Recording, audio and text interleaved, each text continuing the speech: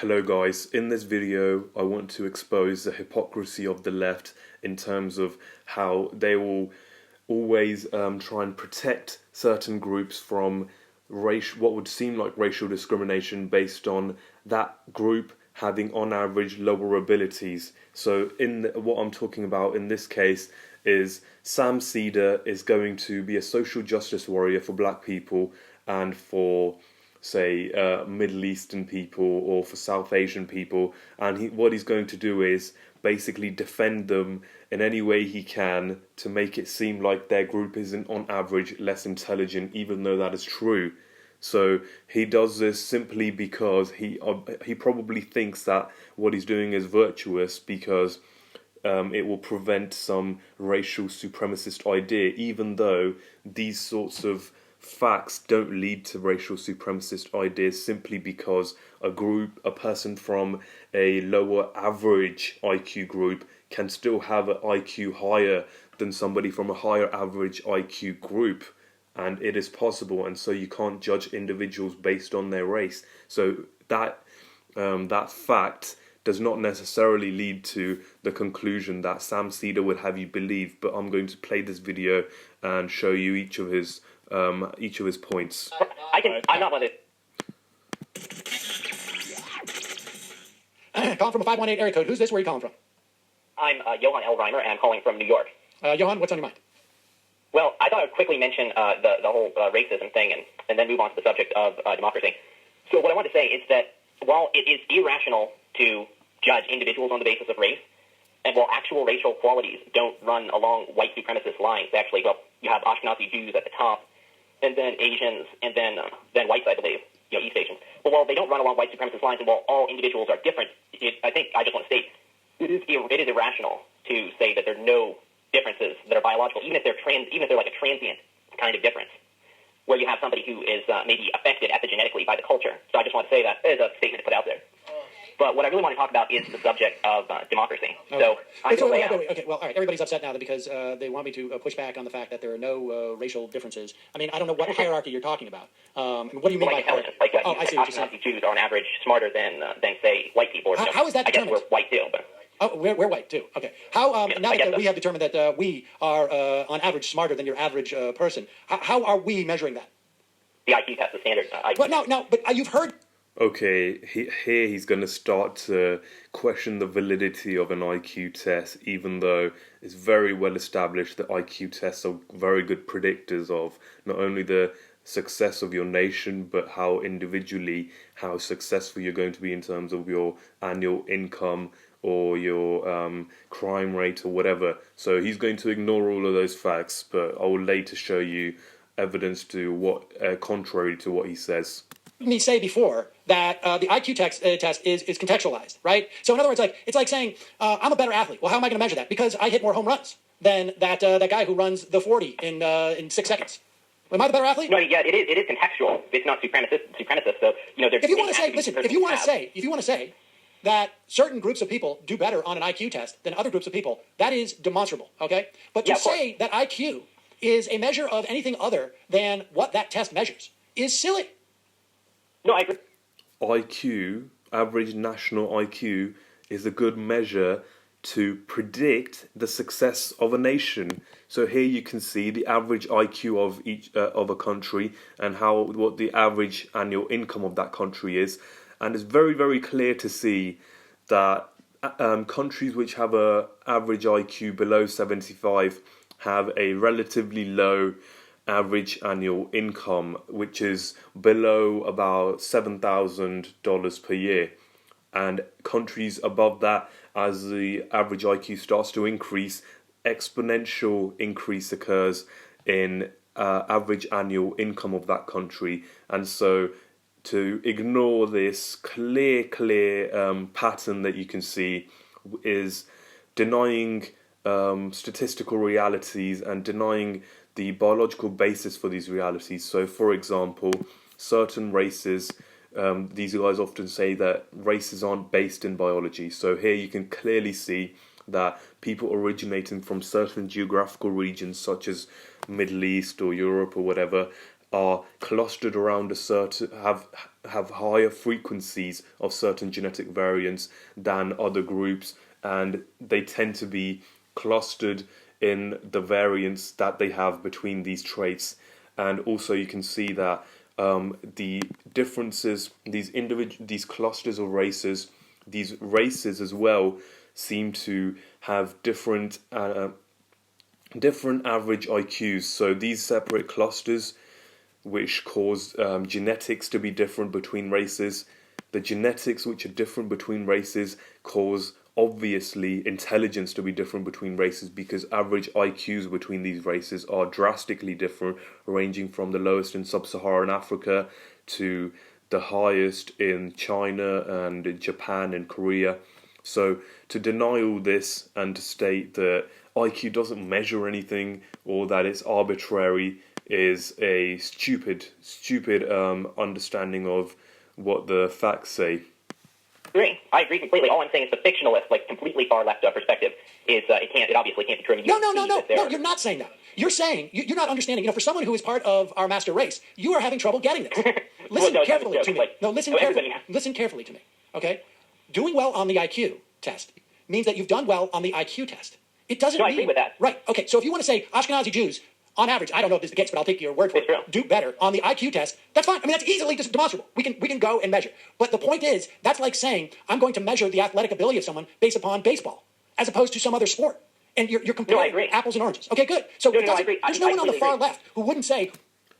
Well, no. It's like comparing the athletic ability of someone by measuring the average amount of muscle they have or their bone density, because these would be more relevant analogies, because IQ is a huge predictor of how successful people will be in terms of their wealth or in terms of average national success. So him comparing it to baseball is a red herring. It's a completely irrelevant analogy, because baseball does not predict your average athletic ability, but something like bone mass or muscle mass, that would be a better predictor. We can look at the data from the IQ test and tell if some groups are better suited for the IQ test. But that's also a function of how you design the IQ test. No, there's some people on the left who would say that IQ tests don't measure anything. It's not they just measure particular... Well, they don't measure anything other than how you did on the IQ test. No, I mean, you could design a random test that does, that literally doesn't measure anything. An IQ test measures what it's meant to measure. What is it meant to measure? So it's meant to measure mathematical and verbal abilities of certain types. Yes, of certain types that are arbitrary. They don't mean anything. If they didn't mean anything, there would be no patterns of IQ and certain other traits, such as the wealth of an individual. But clearly, because these exist, IQ measurements are not arbitrary. They measure something which captures how what the potential of a person is. They don't. No, that's untrue. Like, you won't find any physicists with an IQ of 80. Okay, so if you want to say that Ashkenazi Jews make the best physicists, fine. Yeah, you can see it. But so what? No, it's not like I'm not pointing to some kind of supremacism. I'm just... Okay, so now he retracts his point. Now he's actually admitting that certain groups are more suited on average towards certain fields. But he's literally just counteracted his points before, because now he admits that it's no longer worth fighting over, because he can't support it with evidence. Saying that some people, like on the extreme left, what they're going to do is... I don't know who you're talking about. Who? Tell me who. Anita Sarkeesian would probably say that. Okay, I'm going to show you an example of Sean, who doesn't believe that race and IQ are related, because Sam Seder was just saying no one actually says this. Rather than meaning to be completely literal about it. Jason then goes on to say, on average, blacks make better basketball players. On average, Asians score higher on the SAT. You cannot debate this. So let's debate this. Okay, so Sean clearly doesn't agree, because he's going to debate this obvious fact.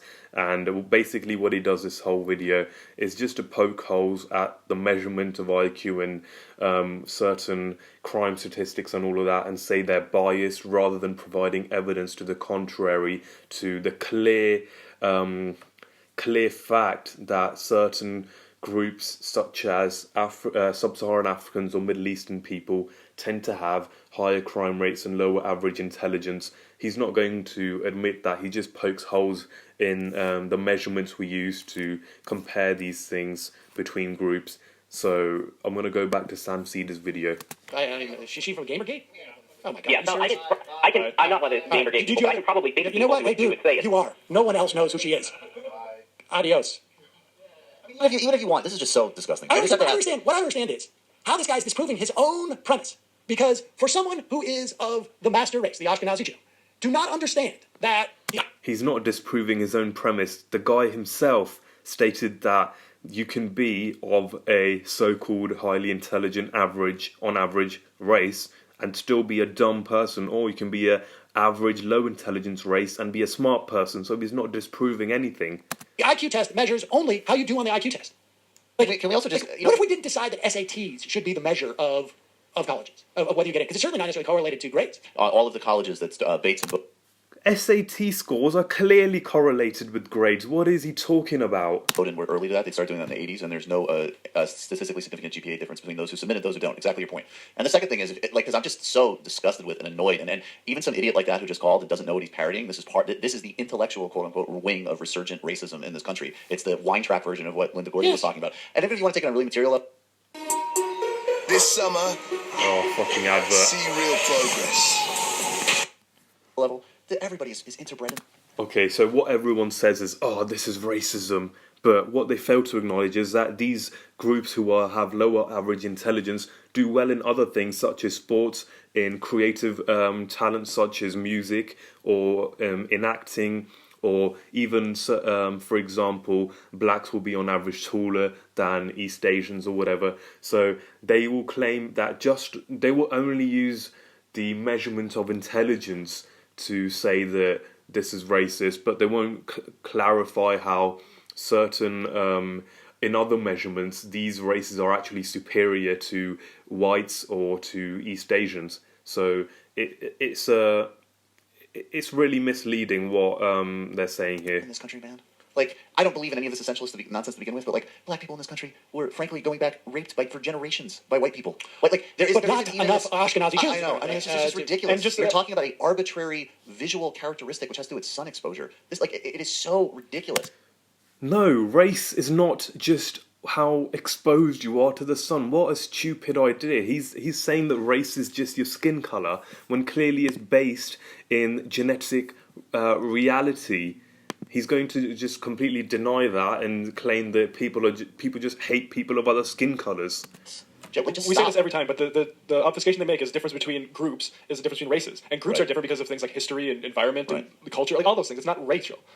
He needs to go back and read some Adolf Reed and find out where... Okay, so they're claiming it's because of history that certain groups are inferior. Well, most sub-Saharan Africans today are not affected by slavery or anything like that, and most Middle Eastern people haven't been historically oppressed or something. So what is the point here? The point they're trying to make is that oppression is why these groups have lower IQ, even though it's not supported by global average IQs. Where this came from. Ashkenazi Jews spent a significant portion of recorded history, or at least the past 2,000 years, in enclaves studying the Talmud. Because you were not emancipated and were not involved in other practices, and therefore there was a tradition in that cultural group. Not because God came down and said, I've done an IQ test for you guys, so at Yavna in the year 60, I'm going to give you guys the book. It just so happened that this group of people said the way that we're going to maintain our identity is to focus on reading and commentary on that. Yeah, maybe because they had IQs, they decided to focus on reading and doing other things which require higher intelligence. They always have this the other way around, as if reading will improve your IQ or something, even though that's not supported by scientific fact. But basically, I agree that to a certain age, like maybe age 4, by pushing your mental capacity, you might be able to increase your IQ that you end up with when you are an adult. But to claim that when you're already an adult or when you're already grown up, that reading more will increase your IQ, it's not based in any kind of biological reality. Yeah, and then And that somehow that cultural training versus innate biological trait is helpful for We're test taking. 130 years away from literally the first time you were allowed to leave the ghetto and go involve in non-sitting around reading the Talmud. Usury.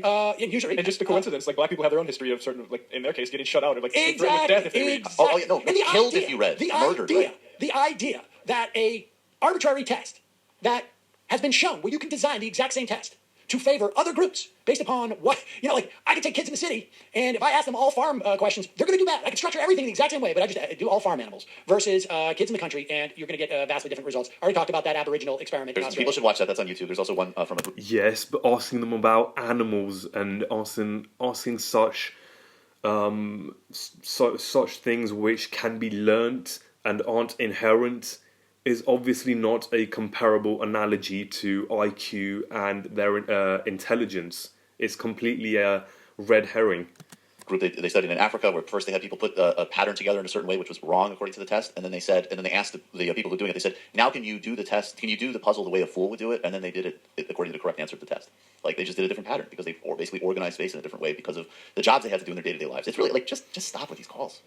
Calling from 886. No, don't stop. Oh, excuse me, don't stop these No, calls. don't Pardon. stop. Okay, so what I really want to ask leftists like Sam Seder is that why is it that all of these sorts of measures of how intelligent a person is, like crime rate or IQ or average income, why do all of these sort of measures of your success or intelligence, why is it always that East Asians and Ashkenazi Jews end up being the best if these are things made by white supremacists?